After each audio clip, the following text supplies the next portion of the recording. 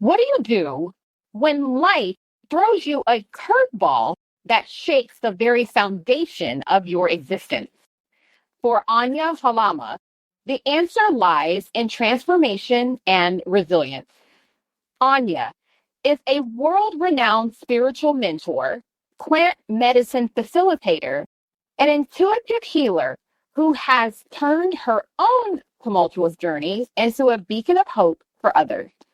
After stepping away from an unfulfilling corporate career, she embarks on a global adventure that led her to discover ancient healing modalities and her true purpose in life.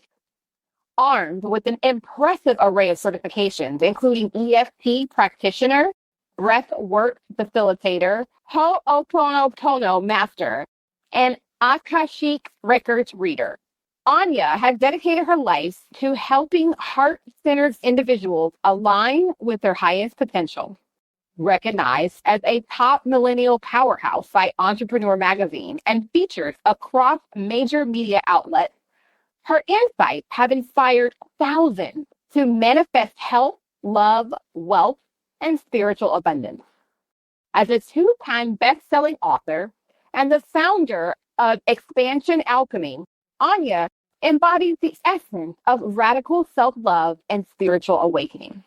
In this episode, we'll explore Anya's remarkable journey of resilience, her spiritual practices, and how she helped others navigate their own path to empowerment. Sometimes life gives us lemons. Sometimes it gives us lemonade.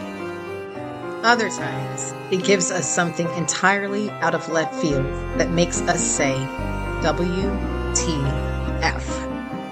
But no matter what obstacles come, there is most often a way out on the other side, and we are once again victorious. My name is Dr. Ro, and you are listening to my podcast about resilience.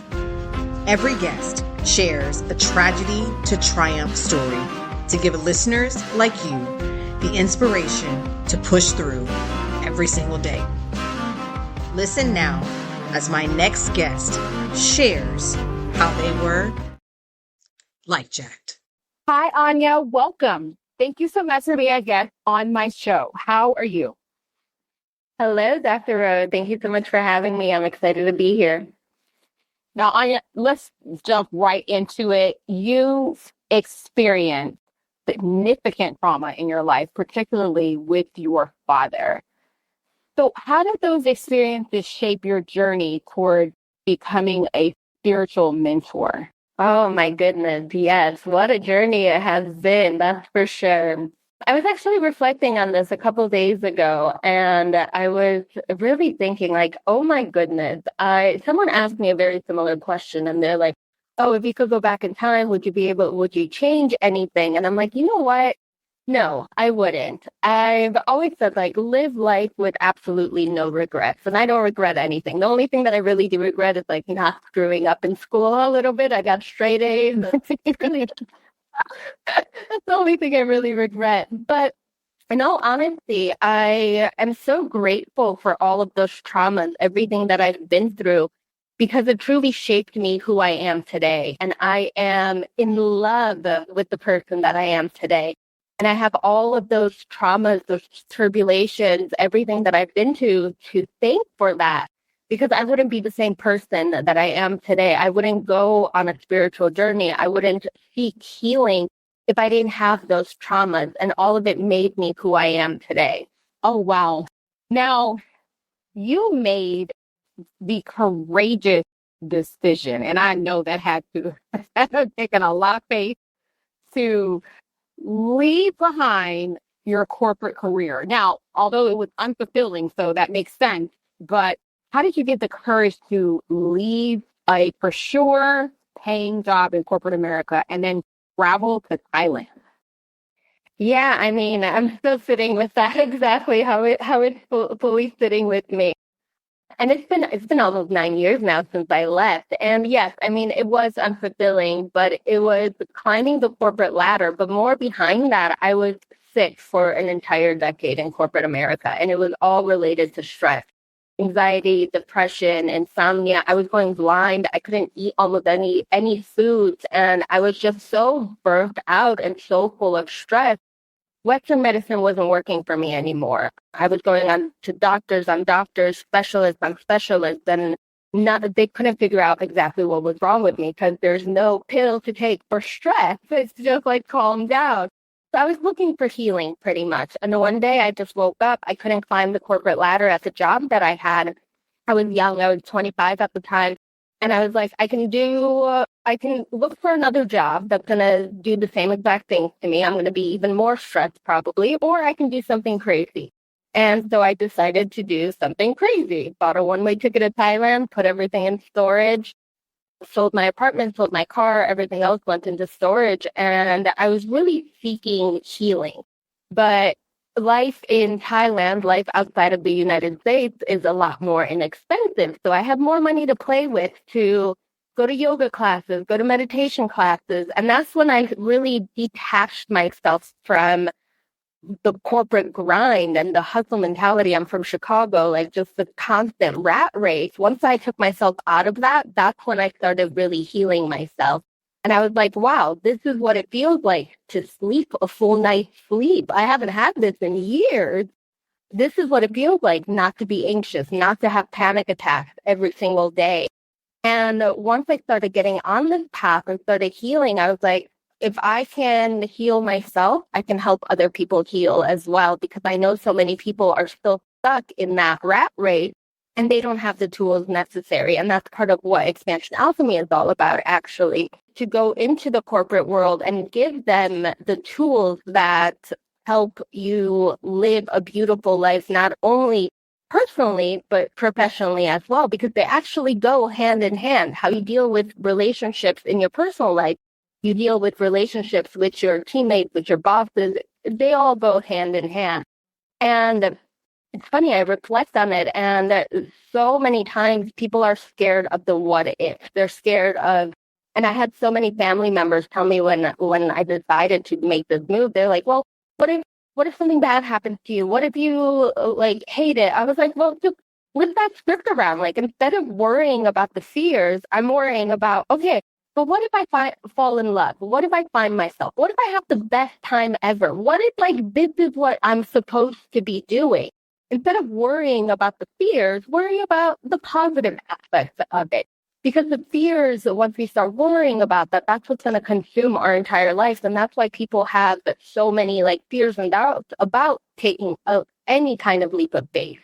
Yeah, it's really interesting about the American work culture, right? Like, it's so, we got to do it better and we got to do it faster and we got to make more money and you're right. It's like this constant climb for more and more and more. And absolutely, that is stressful if we're constantly trying to do more and more and more. When we look at our counterparts in other countries, they take naps in the middle of the day. They take a break. They absolutely stop working at 2:00. They would not dare work on the weekend. Like, there's like family time and all of those, values that we say we value these things. But sometimes I wonder, as Americans, do we really value them? Like, and if we were to place a monetary value on it, like, what would that price tag be, So in that process of going to Thailand, what exactly do you feel like you discovered about yourself during that time?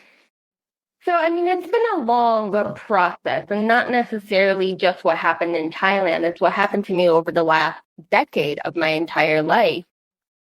Really realizing that our bodies are meant to heal themselves. Like, that was like probably the biggest revelation for me, because I spent years going to different doctors, going to different specialists, and none of them could figure out what was really wrong with me. Well, when I took myself out of that corporate race again, I started healing myself. I started feeling better. I wasn't allergic to foods anymore. My eyesight came back. And I was like, wow, like, this is actually what our bodies are supposed to do. The sun is medicine. Food is medicine. And here I was on all of these different anti-anxiety medications, depression medications, like sleeping pills, like just numbing myself and not really going into what the root cause of all of this was. then once I started learning about all of this, I'm the type of person that if I like something, I deep dive head in, like I study it all day, every day kind of thing. And I started learning about all of these different modalities and really realizing that I'm also a healer. I'm not a doctor, but I can heal. I healed myself. And now I help other people heal their limiting beliefs, heal their traumas, heal, like really going into like subconscious reprogramming the root cause of what is really going on in their bodies and in their lives. Now I want to go back to something that you said earlier about your family members. Once you told them that you were heading out to Thailand and the reaction that you got. And it's so funny how that our automatic reaction or response to things is negative. Like it's amazing. Like you're right. Like why can't we immediately experience something or start something and it be viewed in a positive way? Like it's interesting. How can we shift our paradigm from the negative to the positive? Simple, like I said, like look at it from the complete opposite. For example, when someone is like, okay, well, what if you get hurt? What if you get robbed? I'm like, well, what if I have the best time of my life? What if I make a crap load of money?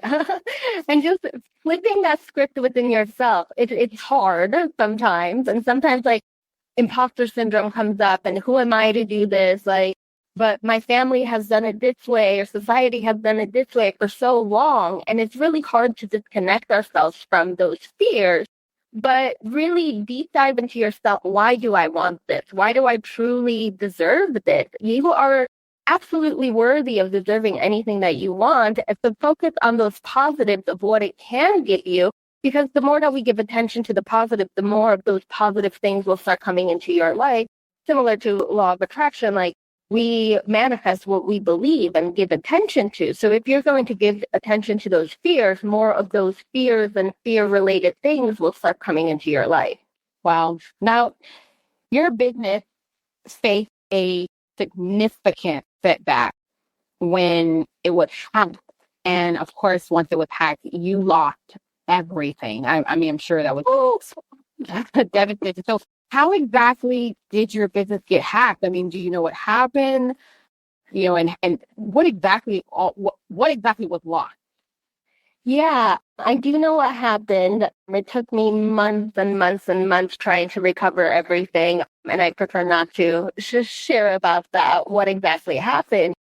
But I lost my website. I lost 30,000 email subscribers. I lost 300 pieces of video content that I've ever created. Everything that was just in my business, in my arsenal of my business, everything just like vanished out of thin air. All of a sudden, I woke up one day and I don't have a business. And it was heart-wrenching. It took me months to try to recover everything back. I wasn't able to recover everything. Multiple months of having a mental breakdown, questioning myself, going into imposter syndrome. Should I be doing this? Is this my path? Like, maybe I should go back to corporate America. Maybe I should go back to design. I don't know what to do with myself anymore. I don't know what I should be doing. And that's when I kind of did what I know how to do best, and that is I meditated. So in like a 4-hour long, deep meditation. My new business, Expansion Alchemy, came to me. And a couple of things came to me during that meditation. One of them is collaboration, not competition. And that's the whole backbone behind Expansion Alchemy. There's no need to build things on your own anymore. We are rising into the age of the feminine, which is all about community. Why not collaborate with other people who have the same exact mission and reach a much wider audience?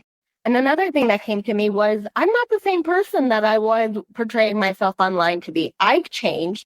So it's time for an uplift anyway. So I redesigned my entire website. I changed everything about my business structure and really focusing now on the collaboration versus competition. Like I don't really believe in competition. Like, because if we're all trying to reach the same people, why is there competition? There shouldn't be. Why not collaborate and reach more people versus trying to compete with someone? Wow, talk about resilience. So do you think that you learned something particular about resilience in that experience? Resilience is it's beautiful. I've always connected it to the hummingbird. The hummingbird, I'd say, is my power animal. So and a spirit animal that always comes to me, and like I dive into that power. And hummingbirds really stand for resilience. And not only that, but things that happened with my dad, things that I've talked about in both of the books. I really just realize that we need to keep persevering and keep going no matter what. As long as you have such a deep faith within yourself, you knowing your own worth and what you're capable of, there's like absolutely nothing that can happen without you being successful at the end. Yes, it's going to be hard. There's going to be triumphs. You're going to fail. But if you have such a strong desire for helping people and really being in service, then there's absolutely nothing that can happen that you're not, at the end, you're not going to be successful. Just having that faith within yourself and just keep persevering. You integrate various healing modalities, which you've mentioned earlier in the interview, such as EFT tapping and breath work in your practice. So how exactly can these two practices, and of course the other ones that you have as well, but how can these practices like help in fostering emotional resilience? Yeah, so these practices really go into the subconscious. And anything that we manifest in our life, anything that happens really is a root cause of our subconscious. Our subconscious meaning things that our parents taught us, things that society have taught us for such a long time. It really goes into like what is stored in your subconscious. So these go into like the root causes, and you're able to reprogram, whether it's through EFT tapping or breath work or any of the other modalities as well, and really reprogram that subconscious mind so you can really start manifesting a better life and start living a better life of what you truly do desire versus what society told you should desire. Yeah, I can tell you that society is always telling us what we should like, how we should look, what we should be doing with our spouse or our friends, or our family, our children. What kind? There's always input. Oh yeah, yeah, it's so much of it. Now, in your work, you often talk about the law of attraction, which you actually mentioned it during this interview or earlier. And I mean, I absolutely believe in the law of attraction. I believe you think about it and you manifest it, and things will come to you. Definitely being mindful of having gratitude and being mindful of positivity and giving myself positive affirmation. So how can individuals use that principle of the law of attraction to manifest their deepest desires, especially in times of struggle? Because I feel like it's in those moments of struggle that you're not trying to think about anything positive because it's not a positive experience at that particular time. So like what can people do to manifest their deepest desires during that time? Yeah, similar to what I was just saying about the different practices, really going into your subconscious. Because our subconscious might be telling us like, oh, I want $1 million, I want $1 million, I want $1 million, but like the $1 million doesn't come to you. Like no matter what you're doing, you're telling yourself, I want $1 million, I'm manifesting $1 million all day, every day. And like years later, you still don't have $1 million. But sitting with our subconscious, again, going to practices like EFT tapping, breath work, some of the other somatic ones, some practices that we share, is, okay, what is the really underlying root of what I want, especially during those harder times? Yes, I want $1 million because I'm so broke. I don't have anything. Yes, I really want that. But subconsciously, you've never held the energy of $1 million. No one in your family has ever held the energy of $1 million. No one in your lineage has ever held that. So that's when we go into those practices, EFT tapping, breath work, etc., so we can reprogram those and really feel into what our soul desires versus what our society is telling us. I want $1 million to get out of debt. So once we start going into the subconscious, because we manifest from our subconscious, not from our conscious mind. Because if our conscious mind is telling us I want $1 million, and subconsciously you're afraid of having $1 million because your family's never had that, your family was in debt, your mom had bankruptcy, whatever it might be, then there's a misalignment. So when we work with our subconscious, it helps us not only emotionally, but it also helps you to manifest what you truly do desire as well. So start working on your subconscious. No, most definitely, because I have that. You mentioned imposter syndrome earlier, and oh my gosh, I have the worst imposter syndrome. Maybe not the worst, but it's pretty bad. Despite the fact that the day I'm interviewing you today, my podcast is celebrating 1 year. 1 year, and it's yes, it's taken off. I've done 48 episodes. People are listening. I have a following on YouTube, following on Spotify, following on Facebook. And despite all of that, I'm still thinking, I don't know if people really like the show because I don't get a lot of likes on social media. Isn't that crazy? Just crazy. What? Congratulations, by the way. That is amazing. Thank you. Thank you. Yes, it's definitely been a journey of resilience, let me tell you. A lot of late night, lots of thinking, lots of researching different people. Of course, I researched you for your episode. So, but I really love this show and what it does for the listeners and even what it does for myself and my guests. So I appreciate you, coming on here. Now, you emphasize the significance of self-love and grace in your teaching. So how can someone cultivate more self-compassion? Yeah, I think it really stems from forgiving yourself. That's something we always talk about, forgiving That's good. parents, forgiving your friends, forgiving all of these people, but oftentimes we forget to forgive ourselves. And really pat yourself on the back, for how far you've come. But forgive yourself. Forgive yourself that things didn't work out. You failed in X, Y, and Z. Your relationship didn't work out. Forgive yourself for having all of those down moments because at the end of the day, you are human. And we always strive to do better, be better, what we were saying earlier in the show. But we forget about those downfalls. And it's so easy to blame other people, but blame within yourself as well and forgive yourself. It is okay. Give yourself that grace. If you're tired, take a nap. It's okay. You don't have to keep going and burning yourself out. Just give yourself a little bit of that grace and come back into your heart center. It is okay. I am human. I'm going to do better next time. Now, you stressed the importance of having a support system and that it's vital for resilience. So how do you know who to put in your circle or your network of support and who doesn't belong? Because you feel like everybody should everyone should belong, like your family and friends that you've known for years. But sometimes you find out like some of those people are not really like a positive influence on you, or they really are not supporting you. It's like toxic positivity sometimes. So how do you know what I mean? It's like, so how do you decide who stays and who goes, or at least who is allowed on the perimeter and not really inside the circle?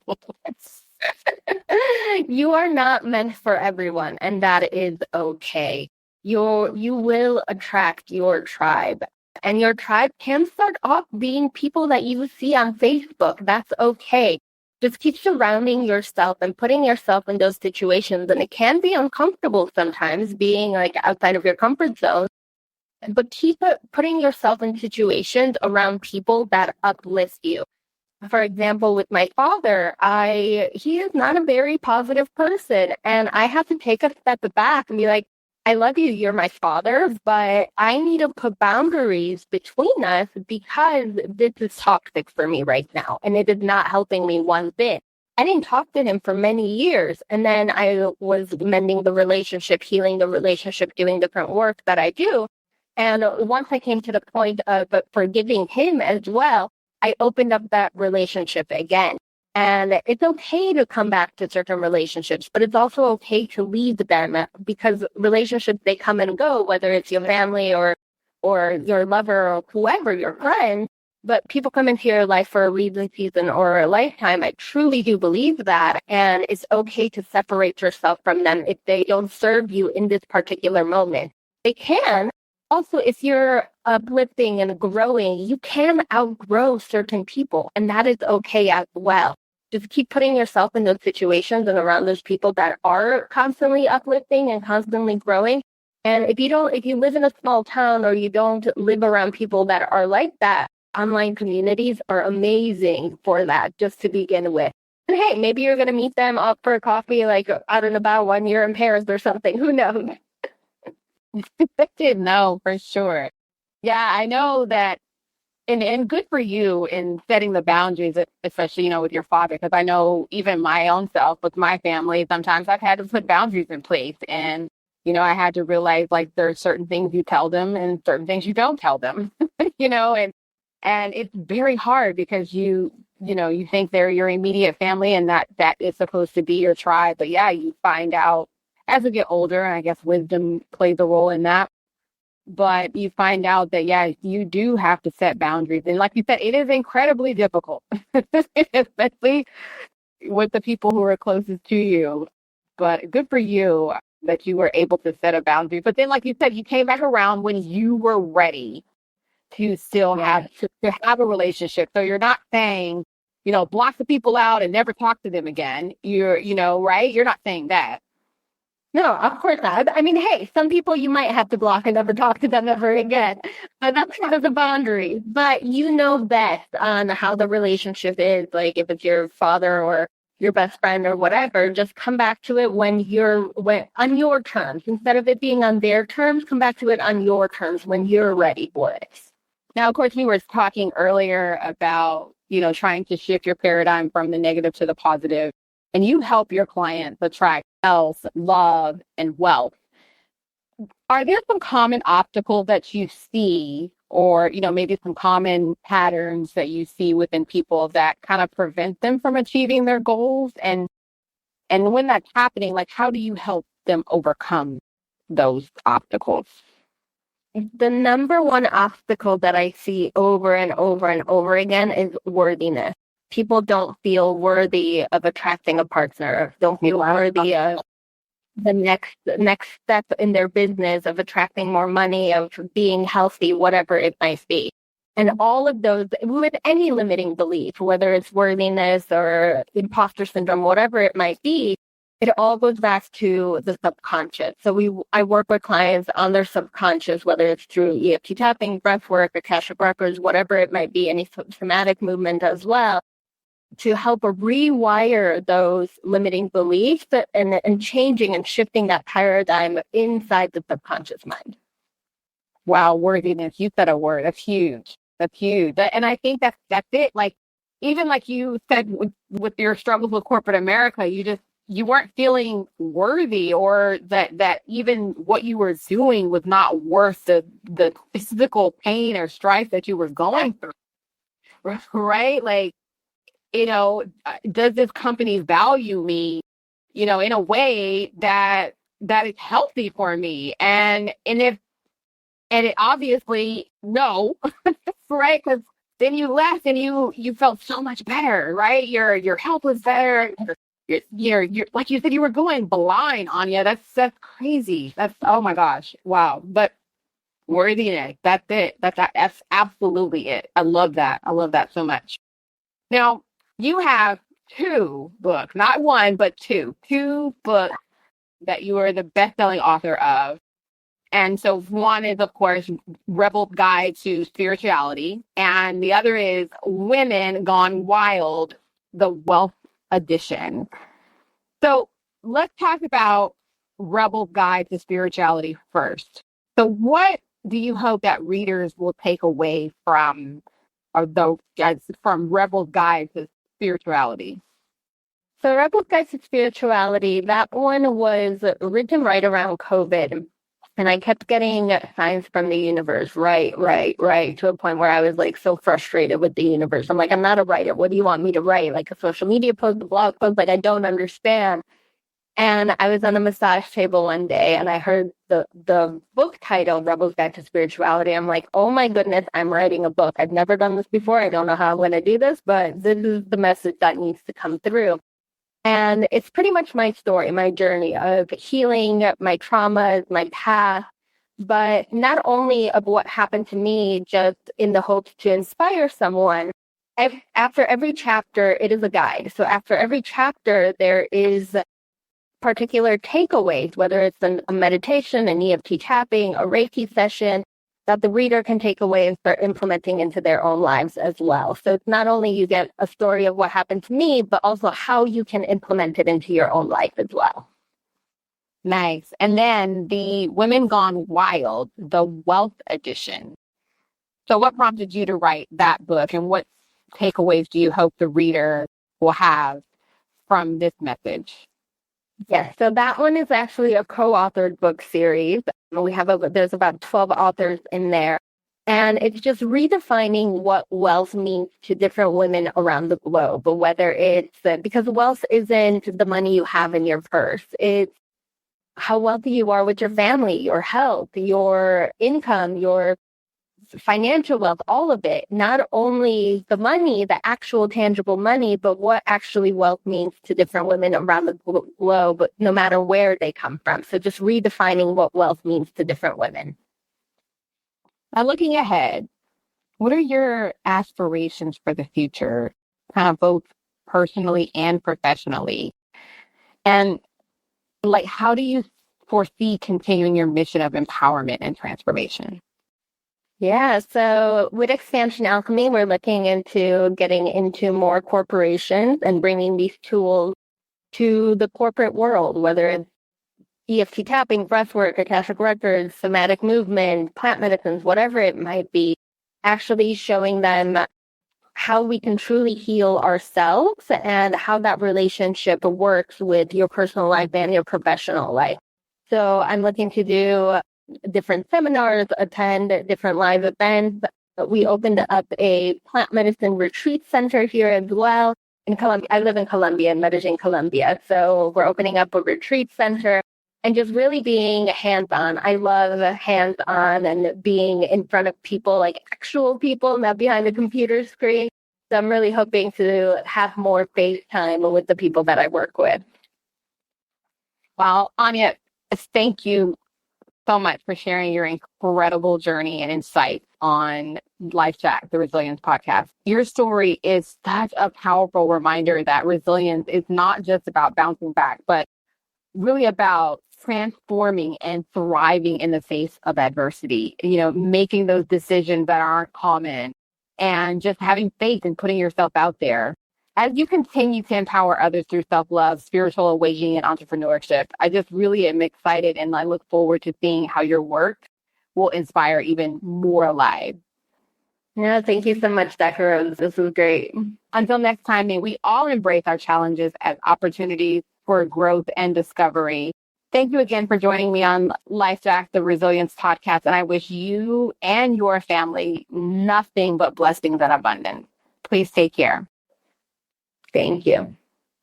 Be sure to join us next time for more uplifting stories and insights on resilience. Until then, keep pushing forward, embrace the journey, and remember that every setback can lead to a greater comeback. Dr. Rose signing off.